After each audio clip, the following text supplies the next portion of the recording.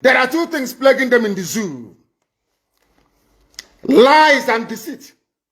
If not for the coming of IPOB, of Radio Biafra, all of you would have lived and died in the ignorance that Ojukwu caused a war. That's what they were writing. Britain helped them to write it. Ojukwu was a rebel, a secessionist, because we had no media.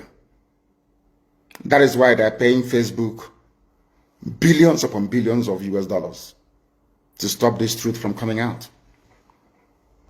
Did Ojukwu cause any war? Gowon is alive, go and ask him. Did Ojukwu cause any war? Ojukwu went and negotiated restructuring with you in Aburi. You came back, Britain told you not to agree because Britain realized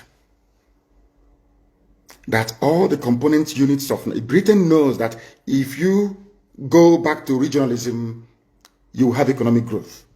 The country will do very well. But Britain doesn't want it. That was why they even instigated the Nzogwu coup, so-called Nzogwu coup, saying they will bring Awolowo to become the head of state. They knew what was going to happen. They wanted to truncate the economic miracle of Dr. Michael Opara. What I'm telling you are fast. Go and investigate for yourself. In the East, you had the fastest growing economy in the whole world, over 40% every year. In the West, Awolowo was performing his own miracle as well.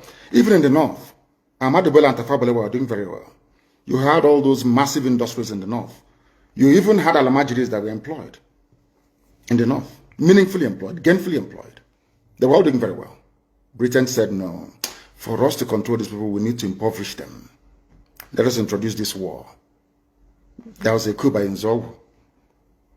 And after that, there was the massacre of, as usual, massacre of our people in the North. Ojukwu said, I have to secure my land and my people. They said, no, let's go to Aburi to discuss it. Ojukwu went to Aburi and agreed restructuring. That's something now you're asking for.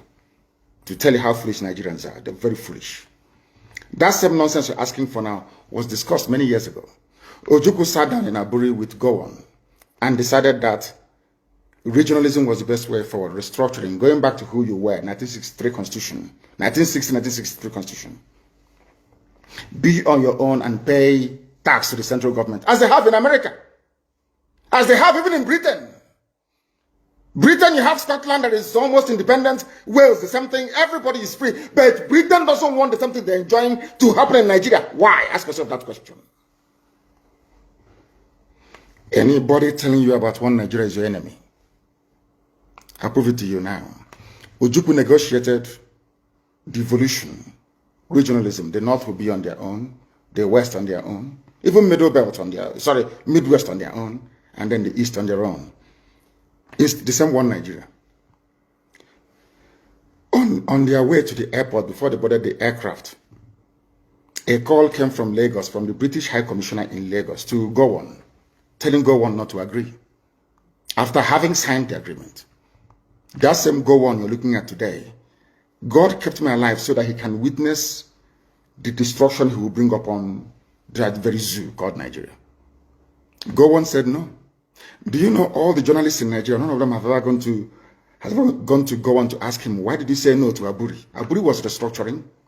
None of those agitating for restructuring right now has ever gone to Gowon or gone to Nigeria to say, but Ojukwu negotiated restructuring. What happened? They came back and they said no. Ojukwu said, okay, so you want to continue to kill my people all over the place? No. Because of that, I'll declare Biafra.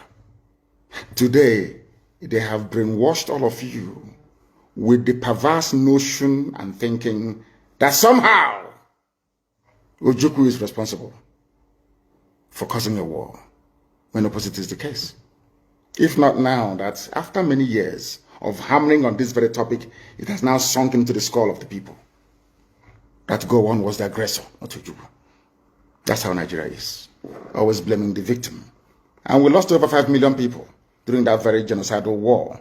They killed over 5 million Biafrans. They wanted to wipe us away from the face of this very earth. But we survived it, and we are here today. Those they gave birth to, they have come. And this time with a wrath that you cannot even begin to imagine. And Biafra must come. It must come.